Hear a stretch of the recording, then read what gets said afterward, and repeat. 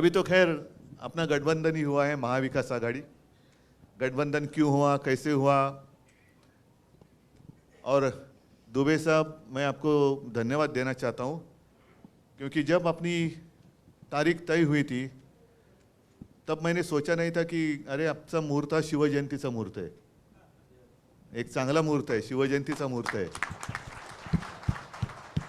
आणि ही तर गोष्ट सत्य है कि छत्रपति शिवाजी महाराज जी का राज्याभिषेक करने के लिए काशी से गागाभट्ट आए थे, तो अपना रिश्ता तो इतना पुराना है, इतना पुराना है। पण तेव्हा माझ्या एक गोष्ट माहिती नव्हतं कि इलेक्शन कमीशन बीच में ही अपना रिजल्ट सुनवा देगी। ठीक है, कल उन्होंने मेरा धनुष्य बाण छीन लिया, अब खुद प्रभु रामचंद्र मेरे साथ आ गए, आप ही ने दिए हैं। तो ऐसे होता रहता है, ये संजोग की बात है या पता नहीं इसके पीछे क्या राज है, लेकिन होता है, कभी कभी ऐसी बातें होती है। और मैंने तो कल रास्ते पे उतरकर चुनौती दी है, जिन लोगों ने मेरा पार्टी का नाम और धनुष्य बाण छीन लिया है उनको मैंने चुनौती दी है कि अगर आप मर्द हो, आप में हिम्मत हो है, तो आप मेरा चुराया हुआ धनुष्य बाण लेकर मेरे सामने आइए, मैं मेरी मशाल लेकर सामने आता हूं, देखेंगे क्या होता है। एक बात जरूर कि पिछले 25-30 साल से भी ज्यादा हम और आप एक दूसरे के विरोधी थे, कांग्रेस और राष्ट्रवादी और शिवसेना, उत्तर भारतीय और मराठी नहीं मैं कह रहा हूं, कांग्रेस, राष्ट्रवादी और शिवसेना। तो ऐसी कौन सी बात हो गई कि हम तो हिंदुत्ववादी थे, आज भी मैं कहता हूं मैं हिंदू हूं, मैंने हिंदुत्व कभी छोड़ा नहीं है और ना ही छोड़ूंगा। मैंने तो भाजपा को छोड़ा है, हिंदुत्व को नहीं छोड़ा है। भाजपा मतलब हिंदुत्व नहीं है, और उनका जो हिंदुत्व है वो हमारा हिंदुत्व नहीं है, वो हमें मंजूर नहीं है। मैं खुलेआम कहता हूं, जो मेरे पिताजी ने मुझे सिखाया वो हिंदुत्व ये नहीं है। और मेरे पिताजी की भाषा में कहें तो राष्ट्रीयत्व हेच आमचं हिंदुत्व है, हमारा जो हिंदुत्व है वो देश से जुड़ा हुआ है। लेकिन इनका जो हिंदुत्व है वो कैसे है कि आपस में लड़ाई लड़ाओ, आपस में झगड़ा कराओ, परिवार में झगड़ा लगाओ, पार्टी में झगड़ा चालू करो और सत्ता हासिल करो। कल कोई आया था पूना में, कहते हैं, उन्होंने पूछा क्या कैसे चल रहा है महाराष्ट्र में, तो कहा कि आज बड़ा अच्छा दिन है। तो क्यों? तो शिवसेना का नाम और चिन्ह हमने अपने साथ जो गुलाम आए हैं उनको दे दिया। तो व्यक्ति बोले बहुत अच्छा, मोगैम्बो खुश हुआ। ये मोगैम्बो है, मिस्टर इंडिया अगर आप याद करें तो उसमें यही है ना, मोगैम्बो यही चाहता था कि देश में एक दूसरे के साथ लड़ाई हो जाए, लोग आपस में लड़ते रहे और वो लड़ाई में व्यस्त रहेंगे तो मैं राज करूंगा। यही तो है आज के मोगैम्बो, यही तो है। वो भले हिंदू हैं, लड़ो, हमारे साथ है, वही हमारे, वो हिंदू हो या कोई हो, कोई उसका उसमें फर्क नहीं पड़ता। आप हमारे पार्टी में आते हो तो ही हिंदू हैं, और नहीं है तो आपने हिंदुत्व छोड़ दिया। आप मुझे बताओ, मैं तो जैसे आपने कहा इंतजार कर रहा हूं बीकेसी में कब आप जनसभा करते हो। मुझे तो लोगों के सामने आना है, लोगों के बीच में आना है और पूछना है, बताओ मैंने क्या गलती की है। 2.5 साल मैं मुख्यमंत्री था, कहां मैंने भेद किया है? आपस में लड़ाई कभी मैंने करवाई है? कभी शिवसेना ने आपस में लड़ाई की है? कभी नहीं। दुख इस बात का होता है कि 92-93 की जो आपने जिक्र किया, तो यही तो मेरे शिवसैनिक हैं। आज अनिल परब है, वायकर है, विनायक जे, ऋतुजाताई बसले त्यांचं, तेव्हा रमेश होता, भाऊ कोरगावकर है, इकडे पण काही लोक असतील, ये तो हमारे सैनिक हैं जिन्होंने मुंबई को बचाया था। और आज जो हिंदुत्व की बात कर रहे हैं वो उस वक्त कहाँ थे? एड्रेस नॉट नोन, कहाँ गए पता नहीं। और आज बड़े सीना तान कर आ रहे, 56 इंच की छाती। अरे आपकी 56 इंच का जो सीना है उस वक्त कहाँ था? उसको तो पसीना आया था। आप अभी गुनहगार मान रहे हो। और मैं कांग्रेस के साथ गया, मैं नहीं गया, भाजपा ने मुझे ढकेला है, भाजपा ने मुझे ढकेला। और ये बात मैं दोहरानी इसलिए चाहता हूं ताकि गलतफहमी आपके मन में ना रहे। 2014 में मैंने नहीं युति तोड़ी थी, भाजपा ने युति तोड़ी थी, और तब भी मैं हिंदू ही था ना। आज भी हिंदू हूं। उस वक्त आपने युति तोड़ी थी, बाद में जब आपको पता चला, जरूरत पड़ी कि अभी अरे शिवसेना तो साथ में लगेगी, क्योंकि उस वक्त लास्ट मोमेंट चंद्रकांत जी, मतलब चुनाव, वो जो नामांकन पत्र दाखिल करने की डेट रहती है उसके एक दिन पहले उन्होंने युति तोड़ी। बड़ी मुश्किल थी, क्योंकि 288 जगह पर मैं कैंडिडेट कहाँ से लाऊं, तो भी हम लड़े, अकेले लड़े तो 63 आए थे हमें। बीजेपी को ऐसा लगा था कि वो अकेले की जोर पर सत्ता संभालेगी, नहीं संभाल सके, हमारी मदद लेनी पड़ी। उसके बाद अमित शाह घर पे आए थे, और ये तो मैंने जब दसरा की रैली हुई थी अभी की शिवाजी पार्क, तो मैंने मेरे माँ और पिताजी की कसम खाकर शपथ लेकर कहा था कि ये बात सच है। उन्होंने मुझे एक वचन दिया था, और वो इसलिए मैंने मांग की थी क्योंकि मैंने मेरे पिताजी को यानी बाला साहब को आखिरी दिनों में वचन दिया था कि मैं एक ना एक दिन आपका शिवसैनिक मुख्यमंत्री करके दिखाऊंगा। वो वचन आज भी मेरा कायम है। तो उस वक्त अमित जी ने कहा ठीक है, और बाद में ठीक है के बाद जो कुछ हुआ आप देख रहे हैं। और उस वक्त अगर मैं आज जैसे हमारे कुछ लोग गले में पट्टा बांधकर गए उनके पास, तो ये तो मेरे पिताजी ने कभी सिखाया नहीं किसी की गुलामी करो। मेरे पिताजी ने सिखाया अन्याय के साथ लड़ाई करो। मैं तो लड़ने वाले पिता का लड़ने वाला पुत्र हूँ, और कभी झूठ बात नहीं करूँगा। मैं झूठी बातें करना मेरे खून में नहीं है, और इसलिए मैंने कहा कि ऐसी बात है तो मैं छोड़ दूंगा। मैं अच्छा हम देंगे वही आपको मिनिस्ट्री लेनी पड़ेगी क्या? और उस वक्त तो ये कहा गया था कि आप चुन कर आए हो, ध्यान में रखो मोदी जी का चेहरा आपने इस्तेमाल किया है। उस वक्त तो युति थी, गठबंधन था। हाँ, हमारे वो पोस्टर पे मोदी जी का चेहरा था, उनके पोस्टर पे हिंदू हृदय सम्राट बाला साहब का चेहरा था। और एक जमाना था ना, कल मैंने कहा कि एक जमाना जरूर था कि मीटिंग में, मोदी जी की मीटिंग में पब्लिक मोदी जी के नकाब मास्क पहनकर आते थे। लेकिन अब दिन बदली हो गए, अब मोदी जी को बाला साहब का नकाब पहनकर महाराष्ट्र में आना पड़ता है। और एक ऐसी गंदी हरकत कर रहे हैं। क्या आपको पसंद है जो भी चल रहा है? आपको पसंद है क्या? ये प्रजातंत्र है? अरे लड़ना है तो मैदान में लड़ो ना। आपको जो कुछ कहना है कहो, हमें जो कुछ कहना है कहेंगे, और जो जनता है वो निर्णय करेगी। वो सबसे ऊपर की अदालत है, बड़ी अदालत है वो जनता, उनको फैसला करने दो। यही तो लोकतंत्र है। लेकिन इनको लोकतंत्र मंजूर नहीं है। सब जो एजेंसीज है वो भेड़ियों की तरह से अपने ऊपर छोड़ते हैं। मैं कुत्ता इसलिए नहीं कहता, कुत्ता मुझे बहुत प्यारा है, कुत्ता ईमानी रहता है, वफादार होता है। भेड़िया का मतलब मानते हो ना, लांडगा, बरोबर ना? जरा हिंदी सीख रहा हूं मैं। लांडग्याला काय म्हणतात हिंदीत, काय म्हणतात बाबा? नाही, लोमडी म्हणजे कोल्हा, सियार म्हणजे पण कोल्हाच होतो, भेड़िया म्हणजे पण थोडक्यात लांडगा कळला ना तुम्हाला? हा, तो शब्द काही असू दे, तो लांडगा हा लांडगाच असतो आणि लबाड असतो। लबाडा लांडगा ढोंग करते।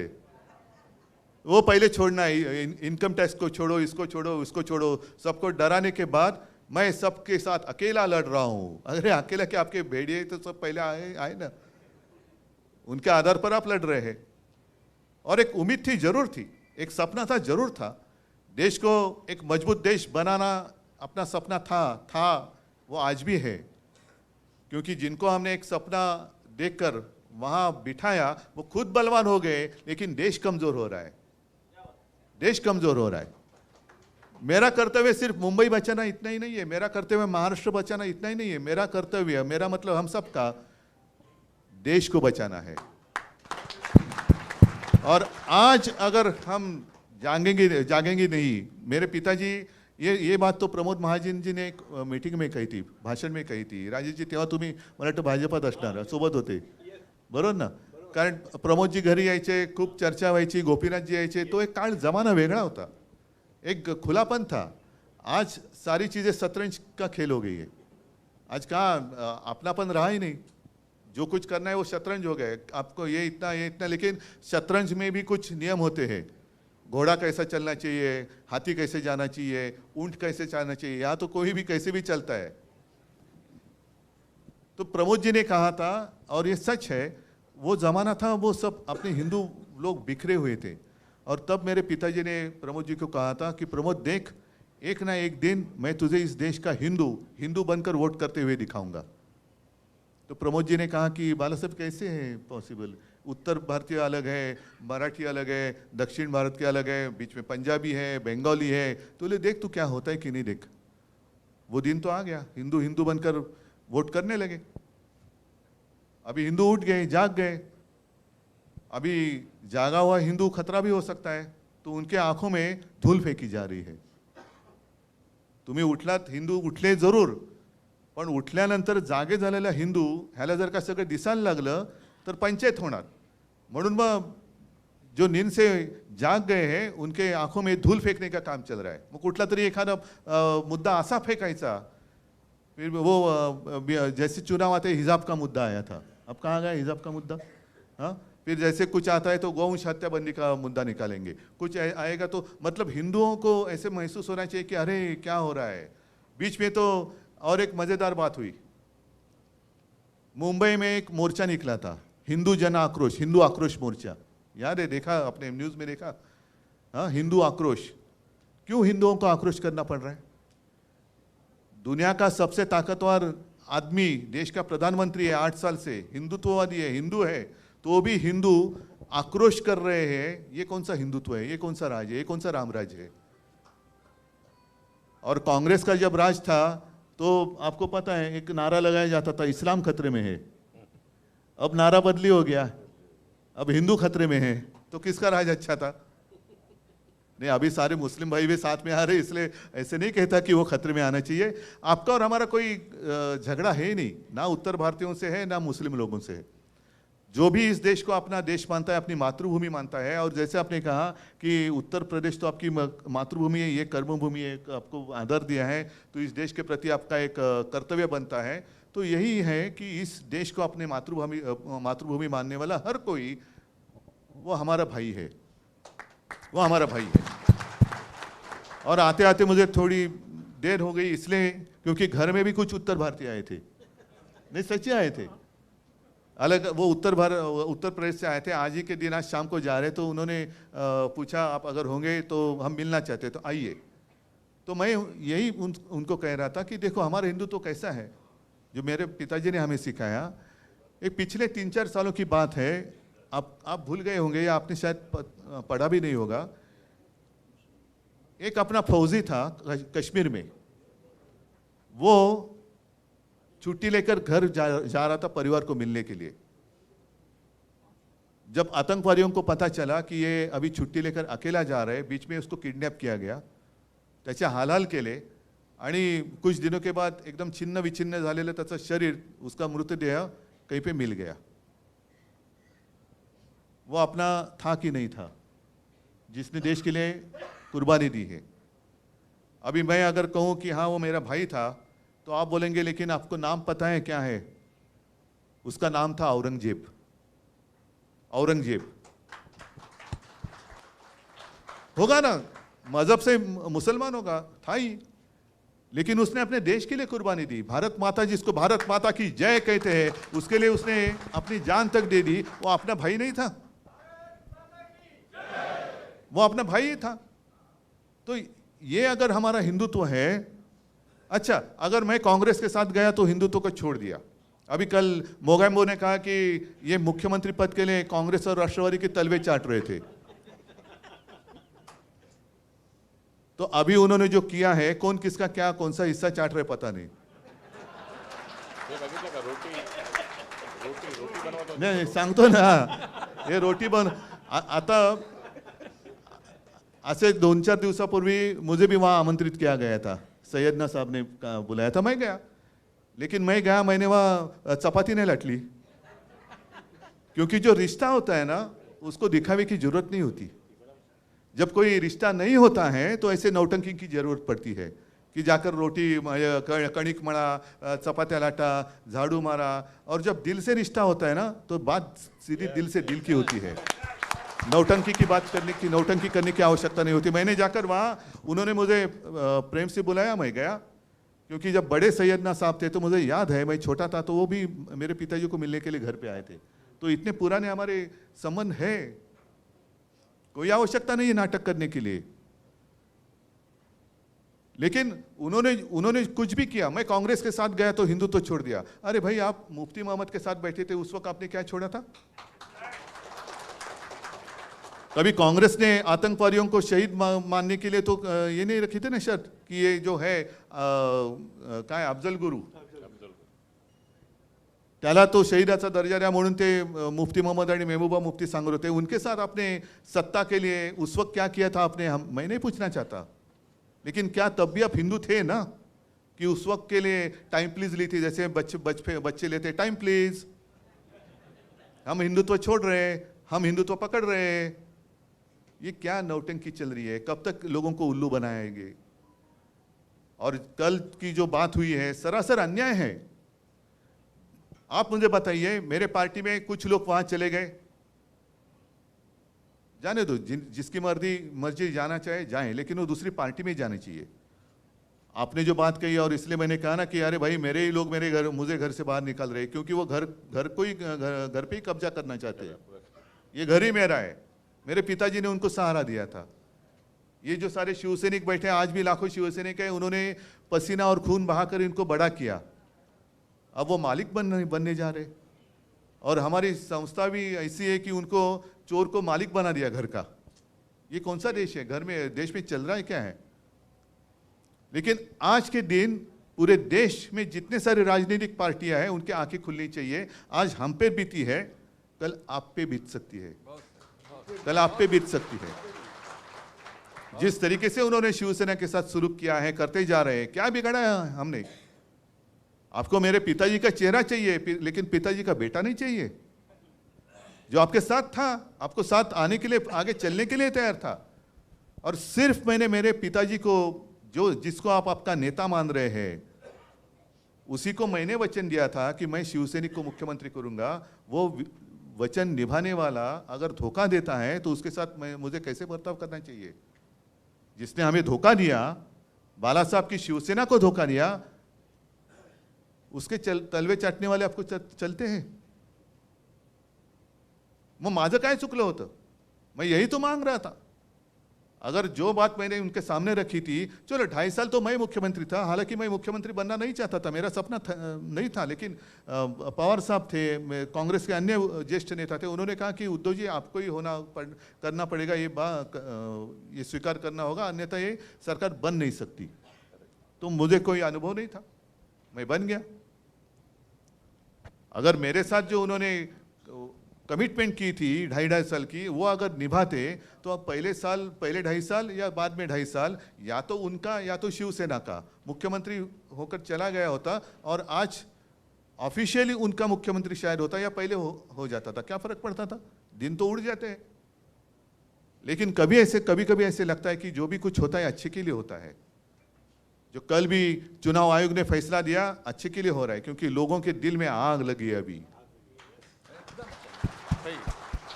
आग लगी कि ये कैसा अन्याय है। नाम ठीक है, मेरे पार्टी को 2 नाम दिए गए, 2 गुट उन्होंने मान लिए। कभी आज तक ऐसे हुआ नहीं है। जब भी किसी पार्टी में विवाद हुआ, कांग्रेस में भी हुआ था इंदिरा जी के समय पर, तो गाय वासरू, पहले बैल जोड़ी था, पण गाय वासरू नका विसरू। बैल जोड़ी था, फिर गाय वासरू आ गया। पण तो गाय वासरू क्या है, क्यों बैल जोड़ी क्या है, जो आज तक फ्रीज किया गया है, किसी को दिया नहीं गया। भले 2 कांग्रेस को मान्यता मिली, इंडिकेट सिंडिकेट, बाद में और सारे कांग्रेस निकली, लेकिन किसी को भी वो नाम और सिंबल नहीं दिया गया। तो आज भी मेरी अपेक्षा यही थी कि शायद उसी तरीके से कुछ करेंगे, उनका एक गुट और हमारा एक, जैसे उन्होंने वो मान्यता दी ना, त्यांनी नाव घेतलं होतं बाळासाहेबांची शिवसेना। मुझे नकाफी की जरूरत नहीं है, मैं सीधे नाम लेकर लोगों के सामने जा रहा हूं, क्योंकि मेरे पिताजी ने कहा है कि उद्धव तू जैसा है वैसे लोगों के सामने जा, लोग स्वीकार करेंगे या नकार देंगे। तो मैं तो सीधा नाम लेके जा रहा हूं, शिवसेना उद्धव बाळासाहेब ठाकरे है मंजूर, आ जाओ साथ। आपने धनुष्य बाण फ्रीज किया था, मैंने मशाल ले ली। अब शायद ये भी वो कर सकते, क्योंकि इतनी नीच और गंदी राजनीति कर रहे हैं कि शायद वो हमारी मशाल भी ले सकते हैं। तो चलो, आज मशाल दी है ना, हमने तो ली है। उन्होंने चोरी का धनुष्य बाण लेकर सामने आने की मैंने जो चुनौती दी है, हो जाने दो ना, क्यों डर रहे हैं आप? पूरी सत्ता ताकत आपके पास है, धनुष्यबाण भी आपके पास है, लेकिन जैसे मैंने कहा कि शायद आप धनुष्यबाण को चुरा सकते हैं, लेकिन ये लोगों के दिल में बैठा हुए राम को नहीं चुरा सकते आप। उनके दिल में जो बैठा हुआ राम है, उसके आशीर्वाद जब तक मेरे साथ है, तो भले धनुष्यबाण आपने चुरा लिया तो भी मेरा कुछ बिगड़ नहीं सकते। और अभी मुंबई को दासी बनाने की बात चल रही है। मुझे तो अभिमान है, पिछले 25 साल ऐसे नहीं कि मुझे उत्तर भारतीयों ने बिल्कुल वोट नहीं दिया, दिया ना, जरूर दिया। मराठी तो है ही, लेकिन उत्तर भारतीय भी लोग मेरे साथ रहे, गुजराती भी रहे, मुस्लिम लोग भी हैं। हमारे बेरामपाडा से त्याचं काय ना आपला हाजी अली नगरसेवक आहे। म्हणजे आपण विचारच करू शकत नाही, अरे बेरामपाड्यात शिवसेनेचा नगरसेवक, अभी तो और अच्छी लीड से आएगा। अरुण खान आहे, त्याच अलीकडच्या पलीकडचा आहे, इकडचा तिकडचा, तर दिलेच होतं ना सगळ्यांनी सोबत। पण मुंबईला दासी बनवताना आपल्याला एक अभिमान या गोष्टीचा वाटलं पाहिजे की एक जमाना ऐसे था कि मुंबई डेफिसिट में थी 645 कोटी, और चंद्रकांत जी फिर 2012 से लगातार, रविंद्र वायकर जी भी थे, सुबोध कुमार होते, सगळ्यांनी सबने मिलकर जो कोशिश की, आज मुंबई की जो पूंजी है 70,000 करोड़ से भी ज़्यादा बैंक में है। इसका अभिमान होना चाहिए कि नहीं होना चाहिए? हमारे प्रधानमंत्री आए और क्या उन्होंने कहा कि बैंक में पैसा रखकर विकास नहीं होता। ठीक है, बैंक में पैसा रखकर विकास नहीं होता, ये सिंपल बात क्या हमें समझ में नहीं आती, लेकिन पहले बजट या वो जो पूंजी है वो समझ तो लो क्या है।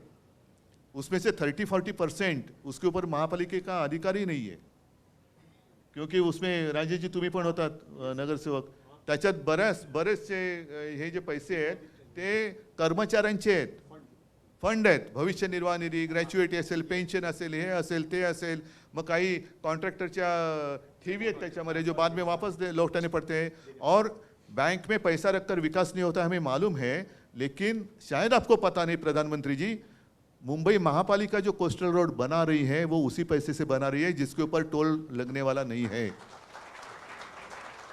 त्याला म्हणतात विकास। पण आता एफडी वरती यांचा डाव घाला घालतात, ते एफडी तोड़ने की बात चल रही है। इसका मतलब यही है कि सारे के सारे देश में भिखारी बनकर मेरे दरवाजे के सामने खड़े रहने चाहिए। भिकेचा कटोरा घेऊन रोज तुम्हाला माझ्या दारासमोर उभं राहिलंच पाहिजे, यालाच म्हणतात हुकुमशाही। एक तो जीएसटी लगा दिया, जो मुंबई महापालिका और राज्य सरकार का डायरेक्ट इनकम जो था वो तो बंद कर दिया। और आपको याद होगा कि कोरोना के समय पर मैं और अजीत दादा पवार हमेशा कहते थे, आज की स्थिति पता नहीं मुझे, जब भी कभी पूछते थे हम हमारे फाइनेंस सेक्रेटरी को, साहब 20 करोड़ से ज़्यादा ही केंद्र सरकार से जीएसटी आना बाकी है, जो हमें समय पर मिलना चाहिए। तो जसं पैसा बँकेत ठेवून विकास होत नाही, तसा राज्याचा आणि मुंबईचा पैसा केंद्राच्या खिशात ठेवून सुद्धा राज्याचा आणि मुंबईचा विकास नाही होणार। निदान मुंबईचा हक्काचं जे काय आहे, महाराष्ट्राच्या हक्काचं आहे ते तर द्या ना, हमें भीख नहीं चाहिए आपकी, दिल्ली की भीख नहीं चाहिए मुंबई को। मुंबई तो पसीना बहाने वाली नगरी है, पसीने की कमाई तो दे दो, आपको पसीना भी नहीं बहाना है।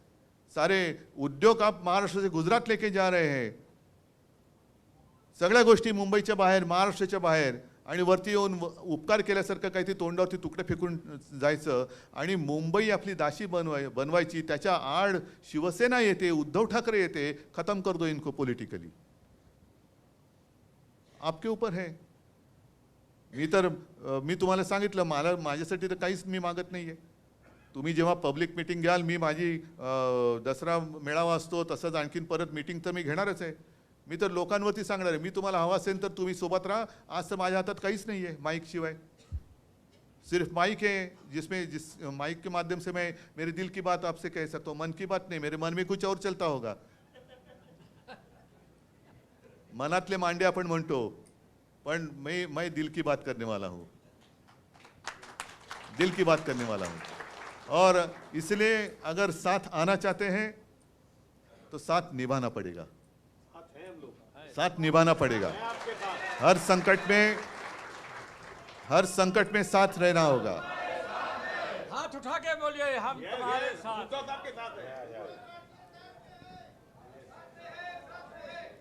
नहीं, और इसलिए आपने जो कोरोना की बात सच है। थोड़ी सी वो एक याद कोविड की बात करूं।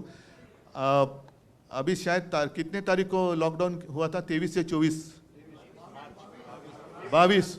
22 उसके शायद उसके एक वीक पहले से मैं चीफ मिनिस्टर था। मैंने ऐसे ऐसे कुछ चीज़ें बंद करना शुरुआत की थी।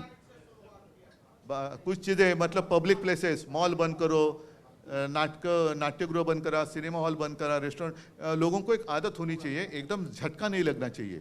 और उस वक्त मैं लगातार केंद्र के साथ कांटेक्ट में था कि मैंने उनको कहा कि कुछ यहाँ बाहर से जो लोग आए हुए उत्तर भारत से हैं या कहीं से भी है, वो घर लौटना चाहते हैं। उनको घर लौटने के लिए मुझे ट्रेन्स दे दो, मैं पैसे देने के लिए तैयार हूँ, लेकिन उनको अगर वो घर जाना चाहते हैं तो घर जाने दीजिए। क्योंकि एक मानसिकता होती है, कुछ भी होता है तो अरे घर चलो भाई, घर चलो भाई, अरे घर चलो क्यों, यहाँ नहीं घर जाएंगे।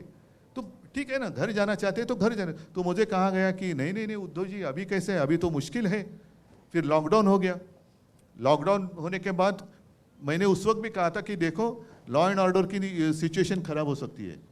लोगों को ज़्यादा समय तक मैं, ये कोई इमरजेंसी नहीं है कि लॉक करके, लॉकडाउन मतलब घर का दरवाज़ा लॉक करके उनको अंदर बंदी बनाए जाए, ऐसे नहीं है।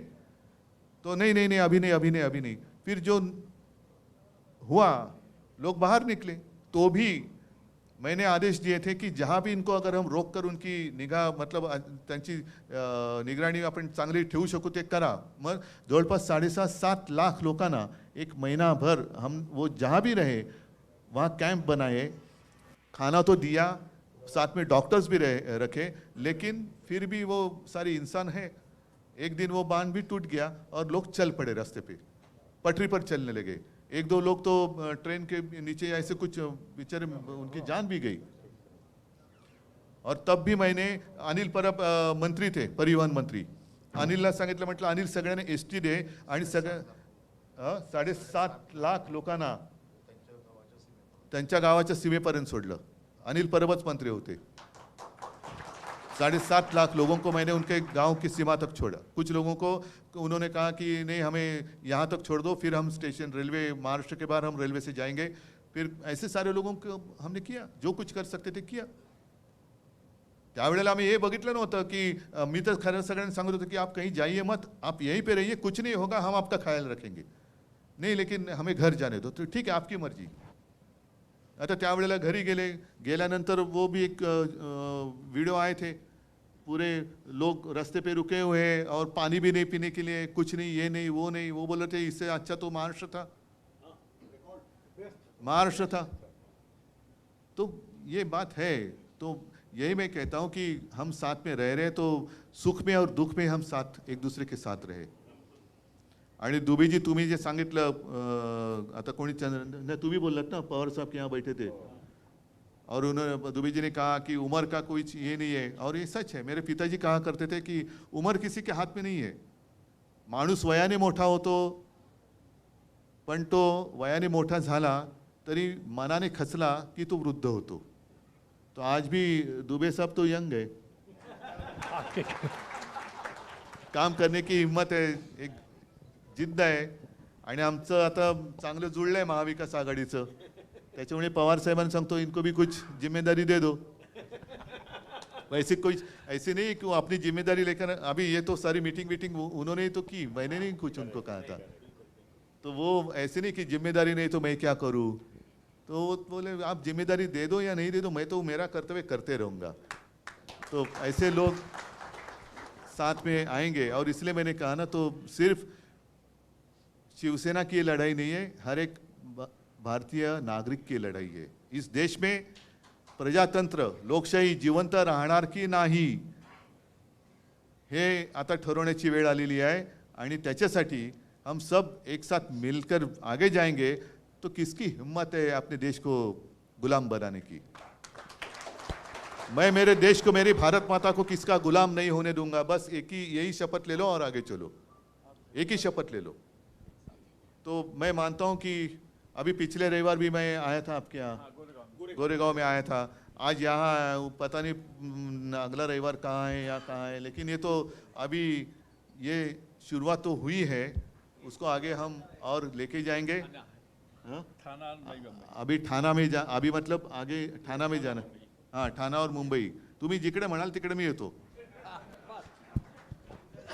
उसके बाद भाईंदर भाईंदर अरे तू मी असं पण पहिले भाई अंदर आ जा. तर हे आपलं एक नातं आहे आणि मला खरंच आनंद आहे की इकडे मी एक हिंदी बोलायची प्रॅक्टिस थोडीशी वाढवतोय. पण मला असं मी जर जेव्हा म्हणतो की तुमच्यापैकी काही जण अतिशय शुद्ध मराठी बोलतात. आता एवढं सगळेजण आपण मिळून मिसळून गेल्यानंतर, एवढे आपण एकत्र आल्यानंतर मग निवडणुकीत वेगळं का राहायचं? इलेक्शन में, चुनाव के दरमियान आप उत्तर भारतीय होते हैं, मैं महाराष्ट्रीयन मराठी होता हूँ, क्यों? आता सगळे आपण आहोत ना. जसं मी हिंदुत्वाची हे सांगितली तुम्हाला काय आहे, भाषा सांगितली, आणखीन सगळ्या गोष्टी सांगितल्या. तर आपण आता काल अमित शाह आए थे, उन्होंने कहा कि दूध का दूध पानी का पानी हो गया. अब तक तो सुप्रीम कोर्ट का फैसला बाकी है और दूध का दूध पानी का पानी हुआ नहीं है. आपने तो दूध में नमक डाला है, आपने दूध में नमक डाला है, उसको अभी हमें सुधारना है. आता त्या दुधामध्ये साखर टाकायला तुमची साथ मला पाहिजे. आणि एकदा का आपली एकजूट झाली की मग ती अशी मजबूत असेल की ती कोणी किती तुडू म्हटली तरी तुटायची नाही. आता गलतफहमी होऊ देऊ नका. कधी काय असलं तर आपण संपर्कात आहोत. अनिल परब तुमच्या संपर्कात आहेत, वायकर आहेत, सगळेच आहेत, ऋतुयताई आहेत, राऊत बिऊत सगळेच आहेत. तर आता एक दुसऱ्याबरोबर आपण संपर्क ठेवूया आणि कुठेही जरा असं काय वाटलं की खुटकन काही होतंय त्याचं लगेच स्पष्टीकरण देऊन टाकू. ठीक आहे? तर आता याच्या पुढे सगळे सोबत राहाल अशी आशा नाही, खात्री बाळगतो आणि तूर्त आपली रजा घेतो. जय हिंद, जय महाराष्ट्र.